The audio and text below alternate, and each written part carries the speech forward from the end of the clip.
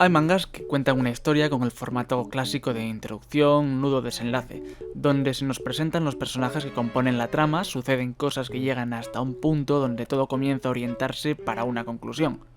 La mayor parte de los mangas y animes son así, con una lógica sota caballo rey.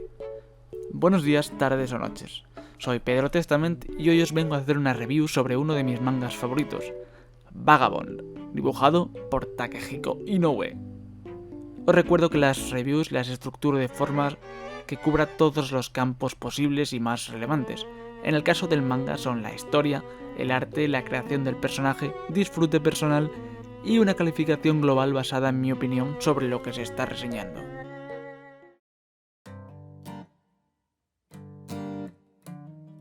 Vagabond es un manga que trata la historia de uno de los personajes más famosos de la historia de Japón, el legendario samurái Miyamoto Musashi.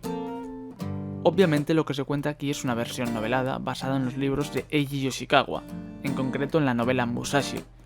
Para poneros un poco en contexto sobre la trama global, os voy a contar un poco por encima quién fue Miyamoto Musashi en la vida real.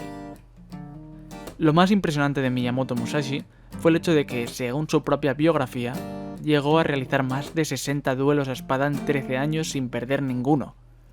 Esto puede parecer algo totalmente normal para un personaje de dibujos animados, pero estamos hablando de una persona real, un ser humano corriente que no se regenera ni tiene propiedades curativas. El suceso más relevante de la vida de Musashi llegó cuando peleó a muerte con Sasaki Kojiro, otro samurái del que se decía imbatible en la isla de Kanryu. Musashi venció a Kojiro con un único golpe en la cabeza de una espada de madera que talló con el remo del barquero que lo llevó hasta la isla. Se dice que Musashi era un diestro espadachín que cuidaba su arte, pero descuidaba su higiene hasta el punto de atraer a las moscas. Fuere como fuere, las leyendas de Musashi han perseverado hasta el día de hoy, siendo un personaje popular en Japón como Curro Jiménez lo es aquí en España o Nicolás Maduro lo es en Latinoamérica. Vagabond es la historia que he resumido antes, pero contada en forma de novela para embellecer la trama. Básicamente nos cuentan todo desde el inicio, en la batalla de Sekigahara, en la que participó, pasando por sus famosos duelos y teniendo en cuenta sus momentos más bajos y altos. La historia de Vagabond es una de superación personal y aprendizaje, pero no resulta extremadamente compleja de entender, sino que se simplifica para hacerlo más entretenido. Vagabond se estructura en distintos arcos. No es una historia solamente, pero en su gran mayoría, los arcos no tienen como objetivo el derrotar a un enemigo poderoso que amenaza con conquistar Japón, como en Rurouni Kenshin o en La Espada del Inmortal.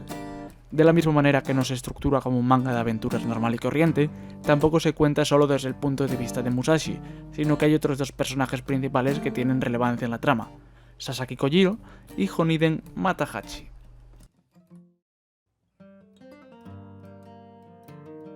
El dibujo de Vagabond es quizás lo que más destaca a simple vista.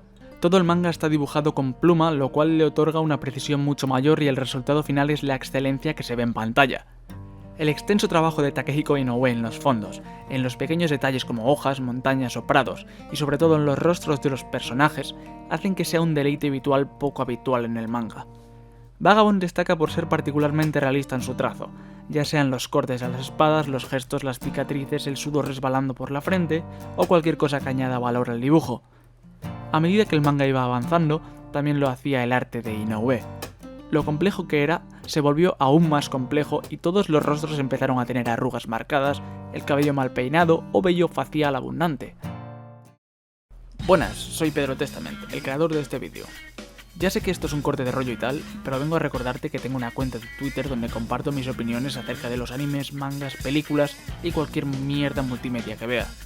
Actualmente estoy leyendo Naruto y comentando por arcos lo que me va apareciendo.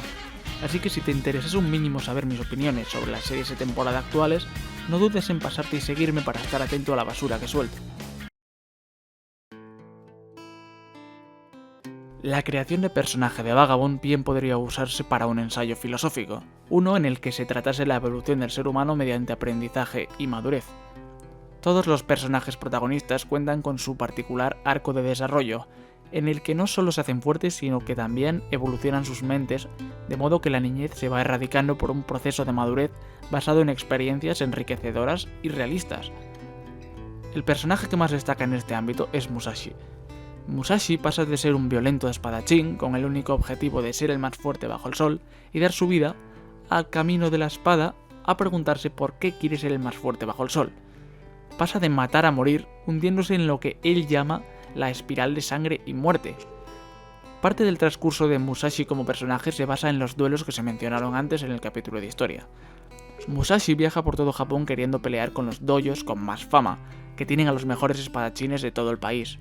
Gracias a esos duelos, Musashi acumula tanto experiencia de lucha como experiencia vital que le hace cambiar su camino.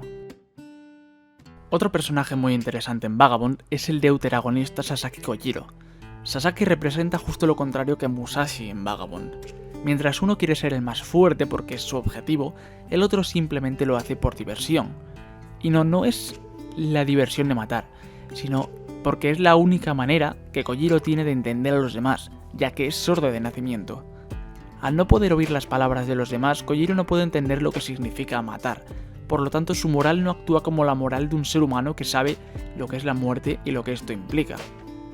El resto del elenco es igual de variado y colorido con los dos protagonistas y tiene su propia razón de existir aparte del hecho de servir como combustible para hacer girar los engranajes de la historia.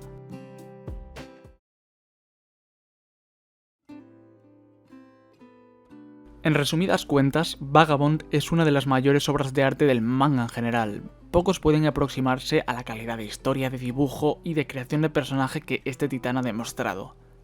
Si tuviese que ponerle una, y digo una porque es la que yo veo, una sola pega, sería el hecho de que lleva en hiatus desde 2015 y no tiene pinta de que vaya a reanudarse nunca más. Es por eso que la nota que le he puesto a Vagabond es la bestialidad de 9,85 sobre un total de 10. Como ya comenté en el apartado de historia, Kojiro y Musashi tuvieron un encuentro en la isla de Ganryu. Actualmente Kojiro está allí, en el manga me refiero, y Musashi se encamina. Así que es posible que la interpretación de Inoue sea que no necesita escribir más, ya que sus personajes han avanzado lo que tenían que avanzar, y todo lo que se añada sobra.